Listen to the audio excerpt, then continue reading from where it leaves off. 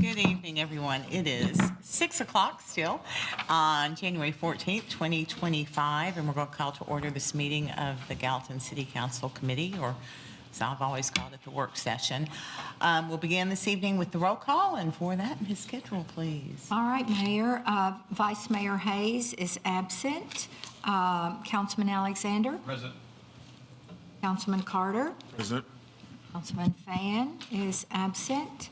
Councilman Fennell? Here. Councilman Jones? Here. And Councilman Juvance. We do have a quorum. Thank you, ma'am. This evening, you have the minutes from December 10th, 2024 Council Committee meeting for your consideration for approval. Motion to approve. Second. Motion by Councilman Fennell, second by Councilman Juvance. Are there any additions or corrections requested? We have a real deficiency now, so you're going to have to be very attentive to the minutes. So. I can take that video. Okay, any other nominations? No, I'm kidding. With that, all those in favor of approving the council committee minutes from December 10th, 2024, please say aye. Aye. Opposed, say no. They are unanimously approved. Now it's time for public recognition. This is a council committee meeting, so all public recognition is at the beginning of the meeting. You can come to the podiums. You may speak for 5 minutes. We ask that you introduce yourself, give us your name and your address for the record, and you can talk about anything you want to, whether it's on the agenda or not. So with that, public recognition is now open. You may come forward if you wish to speak. We don't have a very large crowd tonight. Okay, seeing no one indicating they wish to speak, public recognition is closed. We'll move now to mayor's comments. Ms. Davis is out of town this week. I do not have a list of upcoming events, but I do have just a few things I know I want to share with you. The first being a huge thank you to Public Works crews. Friday was a real non-issue in the city of Gallatin, thanks to their perfect timing, hard work, and overnight commitment to make sure that the roads were passable on Friday. The fire department passed on that they had very few motor vehicle accidents. They felt like it was because the great attention to the roads, and I know they worked really, really hard to make that happen. So thanks to Public Works. They always do a great job. It was also bulk pickup Friday, and there was some question as to whether they would be able to execute that. They did. It was all picked up, and business as usual. They have a great record with that, and I appreciate that. Also, I do want to mention that on Monday, this is Martin Luther King Day or Unity Day, there will be a program sponsored by the NAACP. It happens every year. We meet in the City Hall parking lot at noon. Well, the parade begins at noon, so you want to come a little before that. A lot of people walk. If you can't walk, you're welcome to drive. And if you don't want to participate in the parade at all, you can still join the program, which will be at the high school at the conclusion of the parade. Give them, 20 minutes to get there, and then they'll start the program afterwards. Always a good event, and I would welcome you all to attend. Also want to make you aware that the Good Morning Gallatin, which is the government relations meeting that the Gallatin Chamber hosts each year, is having their kickoff on, oh my goodness, I need help. Is it the 23rd? Is that the date? Okay, on the 23rd of October. It's Good Morning Gallatin, but they're, October? Did I say October? Oh my goodness. January 23rd.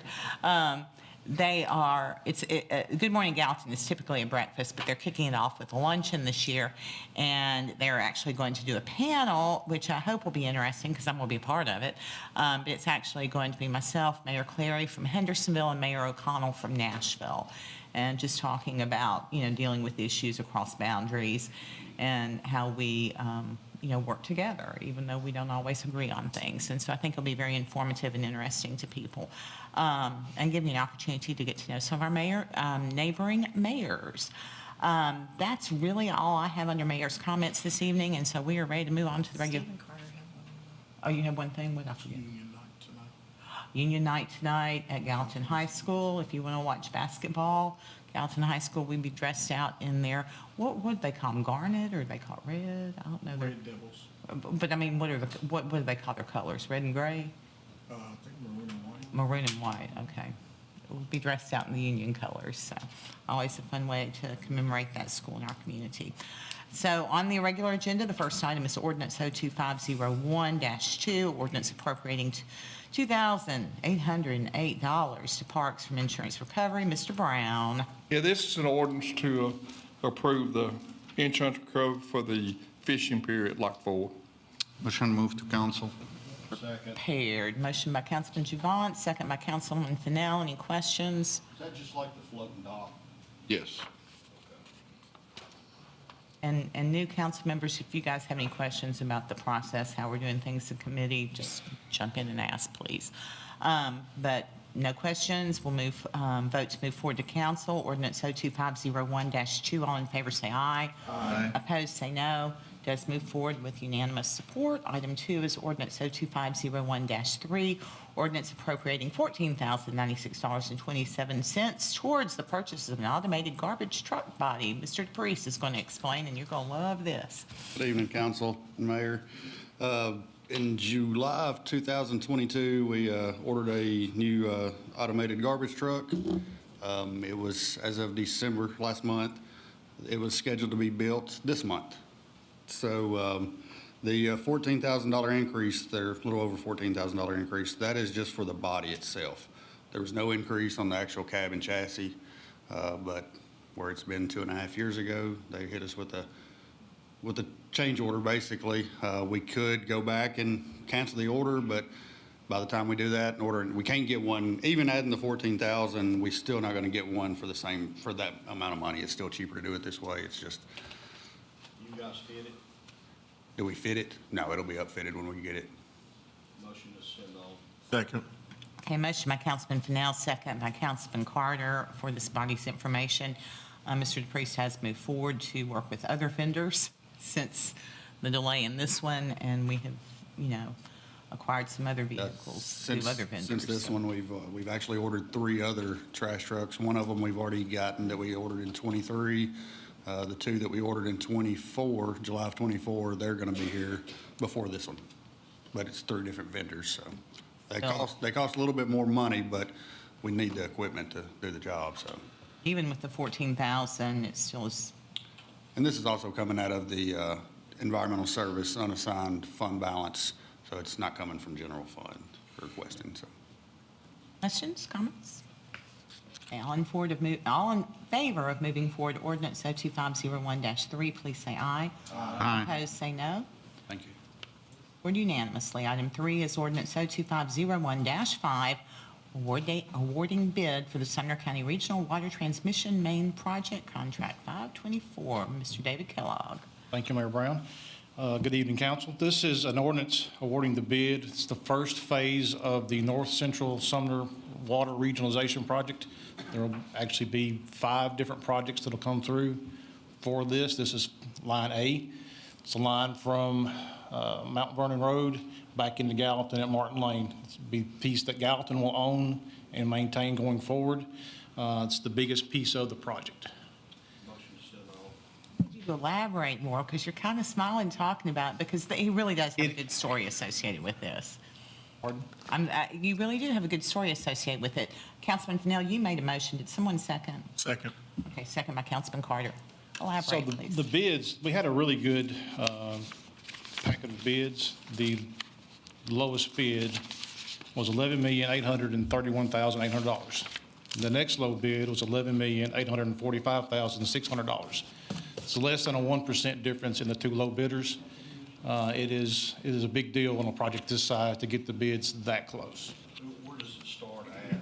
Martin This Lane. section will start at Martin Lane on 31 and will run to Mount Vernon Road at 31. And on what side of the road? We'll be on the left side of the road going out. Had 7 bidders? We had 7 bidders. The Westmoreland piece, which is the line D, bid the week before Christmas. I'll bring that to the next committee meeting. It'll run from roughly Mount Vernon Road to 231 and tie into some lines that they've already run. Line B, bid today. That's the Castellan piece going up Mount Vernon Road. And then line D, or line C, bids tomorrow, which will be the Portland piece of the project. That'll boost water pressure up there also. It will. People struggling with that. Oh, yeah. But I want to take this opportunity to say there are a lot of people that have been working really diligently on this project to make it happen in the time that it needs to happen. And it's going to be a tremendous game changer for part of the county that suffered a lot. Councilman Juvance, I think you want to speak? Thank you, Mayor. So you say 5 project, A, B, C, D, with There's a pump station project. 5 pump station. So It's not scheduled to bid just yet. if I remember well, for following the county, we increased the size of the line compared to the initial budget, initial project, yeah? On that, on A. Yes. And my first question is basic simple. Why don't we wait to have all the bids before approving, so we actually have a total amount to make sure we don't go over budget? Because if we go over budget, who's going to pay for it? So those conversations have been had with the group that meets bi-weekly on the project. The reason that I'm going ahead and bringing them forward as we get them bid and we can get them to council is this project has a very firm deadline. So it has to Right. be constructed, the money expended by October of '26. That's what we're shooting for. So this project has a 400 calendar day Construction window. project length. So any delays in it push you closer to that deadline. And the other stuff, with Portland Utility, I think Portland is trying to get rid of their utility. I think they passed it at the last council, or they voted to give it to White House. So how that's going to impact the project? Because if theoretically White House take Portland, I don't think we need that big of a pipe to bring water there, because I suppose White House is going to bring water to Portland at that time. Those are also conversations that are being had within the group and within the communities. Both projects, the project that bid today and the project that will bid tomorrow, have add and deduct bid alternates on them to increase or decrease the size of the pipe based on the outcome of what happens in Portland and the dollars that are available to construct. Do you remember what the difference on top of your head of cost between the 16 and the 20? Not off the top of my head, I don't. We bid Gallatin section strictly as a 20. We didn't bid it as an add or a deduct because there's enough demand out there in the future that Wherever it'll it take winds up that. going, yeah. Well, the 20 years that I lived there, I lived near the pump station that was recently installed, or the holding tank by 231. And I lived on top of a hill, even though I had water there, but when you try to turn the pressure up, the water lines are so bad, it would blow the lines. So if I wanted pressure and I wanted more water, I'll run them across Gallatin Road at my own cost to hook up and do that. But I know another thing too, as far as connectivity, I often wondered years ago why we was so needing Portland to bring its water line over, but it was to connect the lines to keep them from stagnating, to keep people from getting sick, keep moving the water than having a deadhead part in the water. But I think this will greatly help the citizens in the northern part of the county that's been needing stuff like this for years, or it'll certainly help with the infrastructure part of it. So I think it'll help all the communities that are touched by the line. Every other week, there's 20 people in this room working on this project, and many that are working all the time when they're not here meeting about it. So you guys have done a great job, and certainly our finance department's had a big role in helping keep things on track too, and we're appreciative of all of you. Definitely. You think that's going to stay on budget? I'll be able to tell you better tomorrow. All right, let me know. We have a motion and a second to move forward ordinance 02501-5. All in favor say aye. Aye. Opposed say no. I'm going to abstain until I know tomorrow. So we have 4 to move forward and 1 abstention. Does move forward. Thank you. Thank you, Mr. Kellogg. Ordinance 4 is ordinance 02501-6. Ms. Bates, second. Let me go ahead and read it. Appropriating a $93,000 received from the State of Tennessee Department of Environmental and Conservation Brownfield Redevelopment Area Grant. There's a fairly detailed explanation in your packet, but I'm happy to answer any questions you might have about this. It's a 100% reimbursement grant. There is no obligation on this part of the city to put any money into this, Help us with some questions we've had for a while. particularly a site that the museum would like to be able to turn into some kind of event center or, revenue generating. Useful property. Useful property. Mhm. I just see that happening. When we apply for the grant, did we have to apply for these 2 property, or these 2 properties got chosen after we got the grant? I think we They were submitted the chosen properties. before, you had to choose your properties as part of the grant application. Don't have a lot that would have been eligible that we know of, right? Well, the other part about the brownfield grants, my understanding, and please correct me if I'm wrong, Mayor Brown, I believe the Greater Nashville Regional Council got a grant to identify all brownfields in their coverage area, which would include Sumner County. We considered applying for that grant. We have 5 other sites that we identified a couple, 3 years ago, and we've done a very preliminary assessment, environmental assessment of those properties. These are 2 others that we've wanted to get done for at least one of them for several years, because we see some value in acquiring that property and it has had some environmental issues in the past. So we've always had that on our list to look into. And then in talking to Mr. Baker at the museum, we've also had interest from private individuals who wanted to do something with what is called the old TDOT garage. I never knew it as that, so I'm I've only always speaking. called it the Sumner County Garage. Well, eventually, it was a TDOT garage, and during World War II, they used it for storage and a bunch of housing, and maybe a bunch of warehousing, and then after that, it may have been turned over to the Sumner. But the research on it showed that it was an old TDOT garage back in the 30s, 40s. Again, I was not here then. I do not know.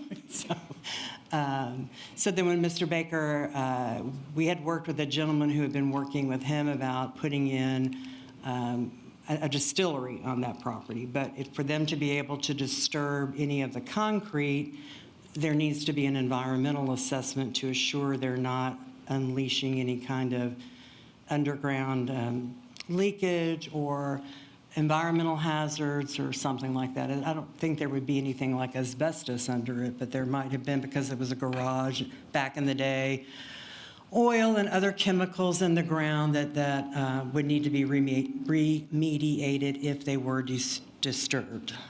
I think we've probably gotten more inquiries about the Eaton site than Yeah. any property in Gallatin. because, I mean, That people was our drive by, priority, is that particular site, yeah. Everybody's always wants to know what the deal is. What we're doing with it, and we have lots of ideas for it, and so when this grant presented itself and there was no obligation for us to fund any of it, the State Department of Environment and Conservation was like, yeah, those would be 2 good ones to turn in And for they're this pretty grant. committed to putting dollars towards these brownfield remediations, and so I think that there'll be even future opportunities to.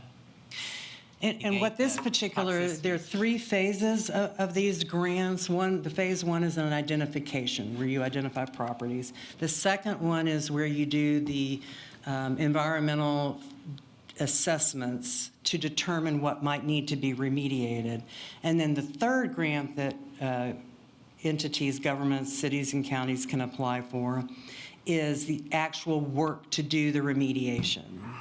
So the ideal situation is that we find that there's nothing that needs to be done, and these 2 pieces of property have the ability to be disturbed and developed in whatever way that is determined. If we find that one or both of the properties needs environmental remediation, not that these are Superfund sites, I don't want to scare anybody, you're fine as long as those concrete pads are not disturbed, then we can apply for a grant to do the remediation. So we're in that middle phase. Ideally, what I would like to have ultimately is this report from GNRC that identifies all of our brownfields, because those are typically properties that are underdeveloped, underperforming, and could be really good revenue-generating business or industrial properties, not necessarily residential. But possibly. Because of what's been on them. But yeah. possibly, depending Yeah. on where they are. Yeah. So, did that answer your question? Yes, ma'am. Okay. Ordinance 02501-6, all in favor of moving forward to council, please say aye. Opposed, say no. Okay, it moves forward unanimously. Item Thank five- you. Thank you, Ms. Bates. I'm sorry, Mayor, I didn't get the I didn't either. motion and a second. I thought you did. No, I did the one before, but I'll make the motion. Motion to send off. Sorry. Okay, motion by Councilman Cannell, second by Councilman Carter. I'm so sorry. With that, I would ask that we vote again. All in favor of moving forward to ordinance 02501-6, please say aye. Aye. Opposed? All right, it moves forward unanimously. Item 5 is Resolution R2501-1, which is the appointment to the Gallatin Department of Electricity Power Board. Currently, Haley Meredith and Beth Bennett serve on that board. Councilwoman Love was the council representative on that board. This runs concurrent with the term in office. I am going to ask that this council support putting Mr. Paul Jones on that board as our council representative. I believe he has familiarity with utilities, certainly with Gallatin Department of Electricity, and would have a jump on the learning curve that it takes, plus he's beginning a 4-year term. I think he would be a good person to serve on that board in that capacity. And I did ask him if he would be willing to, and he said yes. And so that is my ask of the council. I support that. Second. Okay. So is that a motion? Yes, ma'am. Okay. I don't think we need a motion. Yeah, we need to. You have to vote. It's a All right. resolution, so you'll vote on it next week. Motion to send to council. Second. Motion by Councilman Javant, second by Councilman Alexander. All in favor of moving forward Resolution R2501-1, please say aye. Aye. Opposed, say no. Moves forward unanimously. Item 6 is Resolution R2501-2, which is resolution to backfill a police officer position due to an extended military deployment. Chief Don Bandy. Good evening. We've done this in the past, and we're asking permission and your blessing to go forward with this, if that's possible. Motion to send it on to council. Second. Motion by Councilman Carter, second by Councilman Javant. Any discussion? Isn't it lovely to have great support for your police department? All right, it's resolution, I'm sorry? Especially in the military. Resolution R2501-2, all in favor say aye. Aye. Opposed, say no. Moves forward unanimously. Thank you. Thank you, sir. And then item 7 is the capital improvement plan, continued discussion. Ms. Nichols? Thank you. At the December 10th meeting, I distributed the capital improvement plan draft that we have from all the departments. Mr. Alexander received a paper copy. I emailed Mr. Jones this morning. I apologize for the lateness of it. But my ask of you is I would appreciate it if in the next week you would individually email me your top 5 priorities that are on these lists, especially the general fund. That is the one that has the largest number of projects, the largest dollar amount, with the exception of the new water plant. We need to prioritize those and work on our funding mechanism for them. We've already started some initial grant searches for some of these items that we know are coming or will be coming. But I would like for each of you to give me your top 5 priorities, and that way I can pull it together and at the January 28th meeting, give you a document to approve and hopefully have excuse me, approval of the plan, the first meeting in February. We're continuing to work to refine what other funding sources may be available depending on what the projects are, so. Yes, we've got grants, we've got MPO funding, potential. Bond issue would be our last choice, but if these projects are priorities for you and there's no other source, then we may have to look at a bond issue sooner rather than later. There are a couple of projects that will have some developer contributions or donations to go with it, which will offset some of the cost. We have a few of the items that we knew were coming, and we've been putting aside some money out of the reserve. It's just setting it aside as a committed reserve so that we'll be ready for it. The 386 reworking is the big piece on that one. But again, I would like by next Tuesday, if you could send me your top 5, and then the following week I'll have a draft for you. If you have any, And if any of you need like further explanations on what something is, Rachel can yes, have that conversation. I can have that conversation. It's probably going to be Nick you're going to have that conversation with, but we'll try and fill any blanks you may have when you look at it and don't quite know what something might be. thank you. Oh, yes, sir. Just quick, you just said developer contribution.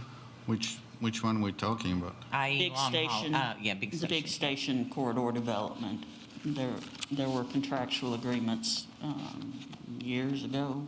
Nick would have to, And there's a study conducted where they contribute based on a pro rata share for a very articulated Yes. redevelopment of Big Station Camp as certain milestones are hit, so.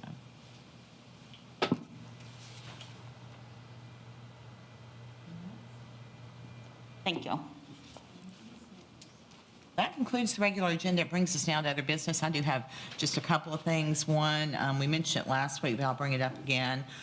We really need all hands on deck for the census. We are not where we need to be or not where we want to be. We can help council members at least work their own neighborhoods. We've got some department heads who are willing to. I'm certainly willing to, whether it's make calls or knock doors for addresses that have not yet responded. I'd ask anybody that's watching this meeting or sitting in the audience this evening, ask your neighbors if they've completed the census and help them do it if it's overwhelming to them or they think it's some big deal. It is literally 30 seconds. Click through, put your address, put your names. It stays with us. It doesn't go to any authorities anywhere. The only people that would possibly see it would be the validation team, but then that data goes away from them. It's very, very safe, and it's only used to get an accurate count. And the reason the accurate count is so very important is because that's what our state dollars are married to. Each local government in the state of Tennessee gets a share of state dollars based on your population. And when our population says we're this number, but we're actually this number, we are shorted. Money is being generated in our community that should be returned here, but because our population is woefully undercounted, we are lacking funds that should be ours. So there's no nefarious purpose in this except to get what is truly due to the citizens of our city. And so I'd appreciate any help with that, any creative ideas. We're having a meeting this Friday to work on some other things that we might do.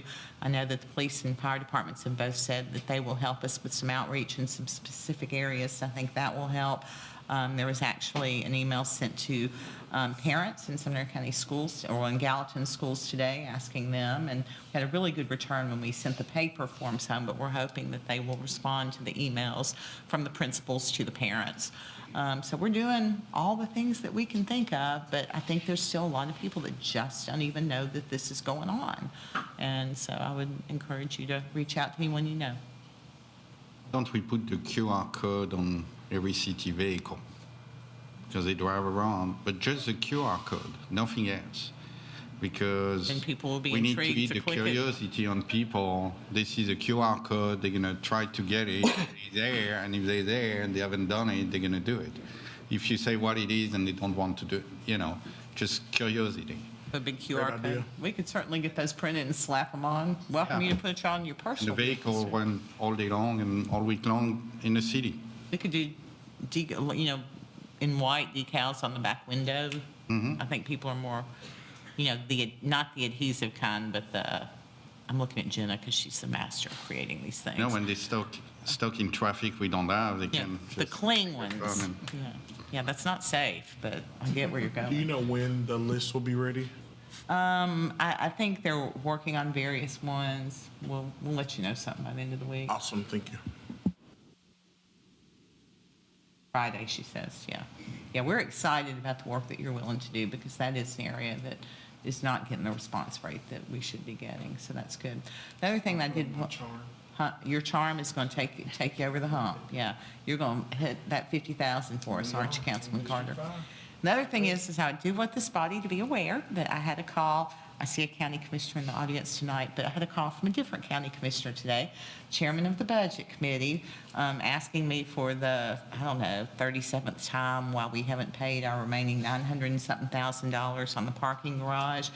And so the budget committee has apparently told him that he needs to appear before this body and ask why we haven't paid, and he's going to in the next couple of weeks. But I told him I was going to bring it up to you as well, because basically we've not paid because the garage is not complete. We are waiting on cameras, a crosswalk, and stormwater. We made a lot of concessions along the way, and Mr. Taylor, you correct me if I'm wrong about anything, but we made a lot of concessions along the way because if it had been a lot of situations, we wouldn't have been able to do a CO for the courthouse or the garage, but we have, let them, or let us, it benefits us too, let them go ahead and be occupied, but until that stormwater is done, we're having trouble every time it rains. We're having flooding on north water that we've never had before because of the runoff from the garage, and it's creating problems on Franklin Street. It's going to deteriorate the garage, it's going to deteriorate the streets, and so the stormwater's got to get done. And so I'm not trying to be difficult, but I really feel like once that final payment is made, there is no compellment to make sure that this gets done. And I was driving in this morning and the sun was coming up and there was somebody crossing, not at the crosswalk, to the courthouse front door, and the way the sun was, you could not see that person standing in the middle of the street. And it also occurred to me, with no turning lane right there, there was nowhere for him to stand while there's traffic going both directions. He just walked out expecting traffic to stop for him. And so that does continue to concern me that there's not a crosswalk there. And then the cameras in the garage, I don't know how many vandalism incidents the police department's worked in that garage. And he did not know the status of the cameras. He said they were close but not done. The discussion, because I even said on the stormwater, I said, just get a contract signed on it and we'll pay you the money. But from what I understand, it's not been bid yet. So that's why I have taken the position I have taken. This body can certainly change that if you so desire, but expect the budget committee chairman to visit us in the next couple of weeks. And so you kind of know the backstory on all that. Happy to answer any questions. And then finally, the legislature did convene today. Mayor's caucus met this morning. Lots of discussion about, legislation and different asks that different bodies are going to have. There was something that I found really interesting that I had not been familiar with, which is an ask out of Williamson County that kind of intrigued me, where they don't think that there's any chance of getting it passed, but that's kind of how things happen. First year, you just throw it out there, second year, really work it, and you might get it past fourth or fifth year. But this was a real estate transfer tax increase where some of the money could go back to the local governments. And Williamson County's position was that they might be willing to, use it to fund their match on roads. Oh, no, it was an interesting discussion, and I thought that was something creative that I had not thought about. At TML, we're continuing to work our legislative priorities. State shared sales tax being a big one of those. We're looking at every revenue source we possibly can where the taxpayers are not burdened. I actually brought up in department heads this morning again the credit card transaction fees and how we could recoup those rather than losing that money. Not a huge impact to the budget, but it's some. So all those things are things that we're working on. But legislature in session, big year. I think a lot's going to happen. Stay tuned. I don't know if there's anything that's going to benefit us, but I'll keep you apprised of anything that may be a challenge. Hopefully something will benefit us. So, any questions? I'll ask if any other member, Councilman Jones. You're talking about credit card transaction fees, if I remember well. I talked about that at budget time. And are we going to do something? Are we going to recoup or not? Well, That's a lot of money. Well, no, it's not that simple. If it were, I think that we could have executed. But as I've been explained to, all of our software has to be compatible with the system to manage that. And it is not. A lot of our softwares will only work with certain credit card companies, and the way that you actually add those fees on works in some systems and not in others. And so it's got to work. It's got to work in an online payment system. And so I actually had a conversation with a vendor. I think it's called GovCards, and they specifically work with governments. And so I asked about, is there a process in which we ask them to figure out how to work with the software? And because what they do is they pay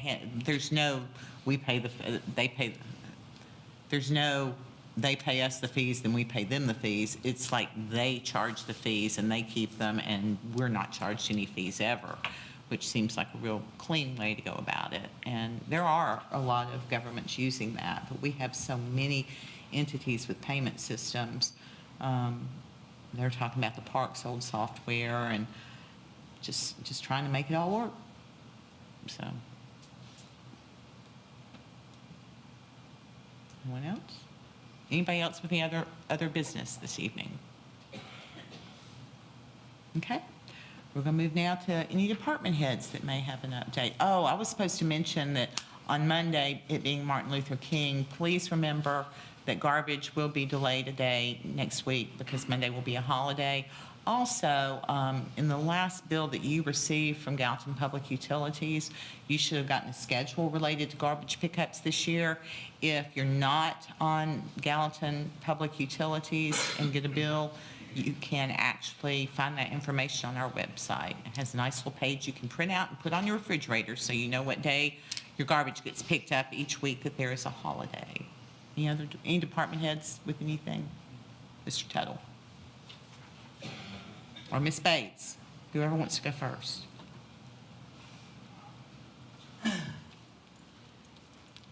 Hello again. I just wanted to take a minute to introduce our new Special Projects Director because we're a small office. There's only 2 of us right now, and so if I'm not here, he will be filling in. And now that he is here, you might get inquiries from him on our behalf when you normally hear from me. But Josh, that is Josh Cross, and many of you already know him from his work a few years ago with both the News Examiner and then the Gallatin News. And then for the past 3 years, he has been working at the legislature and with 70-plus different House representatives on all their projects, their particulars. So he's very good at research, budgeting, and handling delicate, confidential projects for the bosses that he has had down there. So I am excited. Also, the big thing for me is that he is born and raised in Gallatin, went to school at MTSU, and I know that in the past, we've always hoped that the people in our office would be passionate about our city, and when you live in our city, I think you become even more passionate than someone who may not. So he's already been a huge benefit. So I just wanted to introduce him and tell you all that he may be filling in for me, and if you do hear from him, please get back to him, and we are excited. There are things going on. You'll hear about some of them soon. Yeah. Thank you. It's exciting to have Mr. Cross here. I can't say that when he was with the paper, we were always glad to see him. Most of the time we were. But it's really a delight to have you here. I would also mention that I would gauge you skilled in strategic navigation, so which is a great skill to have, and it's nice to have someone that knows our city so well in that role, because we haven't.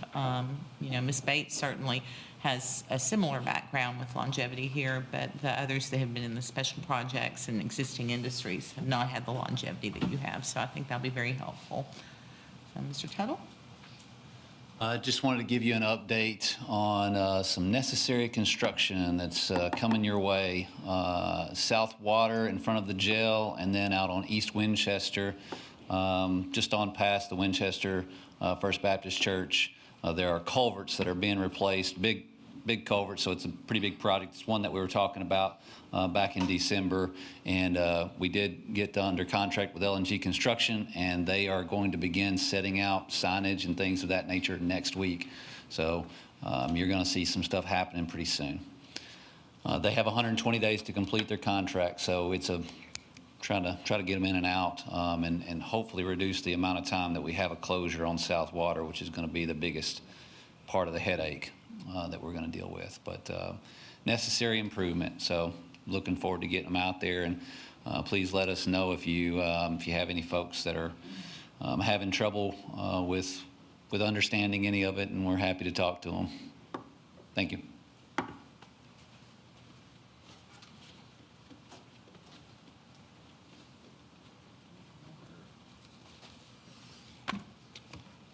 Just wanted to take a second to address a comment that was made in the last city council meeting about a violation that occurred at the water treatment plant. We have 2 TDEC permitted outfalls at our water treatment plant. Both are associated with the water treatment plant process. One is for filter backwash water, and one is for sedimentation basin draining. Outfall 1, outfall 2. This was for outfall 2. Outfall 2 is utilized once or twice a year when we actually have to drain a basin for maintenance to be clear water that comes off. Our permit requires us to monitor that discharge monthly when we have a discharge. But since this one's only used once or twice a year, there's not that full volume of water. There is a slide gate that separates that from allowing it to go out. There's a trickle of water that comes past it. The trickle of water will make its way around the gate and is actually discharged into the river. It's a water treatment, partially treated drinking water. In January of '24, we collected a sample from that location. It had a settable solids number of 0.7. The settable solids limit at the water plant discharge is 0.5. The settable solids limit at a wastewater treatment plant is 1.0. So it was above the limit for settable solids at the water treatment plant, less than the settable solids limit at the wastewater treatment plant. It's about 4,800 gallons of water that was discharged. It was self-reported to TDEC through our monthly reporting. There was no notice of violation warranted on it. There was no notice of violation issued on it. It was simply an exceedance of a limit. We have correspondence from TDEC that says that there was no further action for us to take. There was no public notice required. It was just a slight exceedance of a limit. And I just wanted to clarify that from some comments that were made that we'd failed to do public notice and that we Our were in drinking violation. water was endangered. Yes, it was a partially treated drinking water. It's clear water. Discharge not going to homes. There's no sewage in it. It's just part of our drinking water process. So there was no violation and no public notice required for that. Questions? Thanks. I know your office had been in contact with that lady, and to give it to her, she actually went on social media and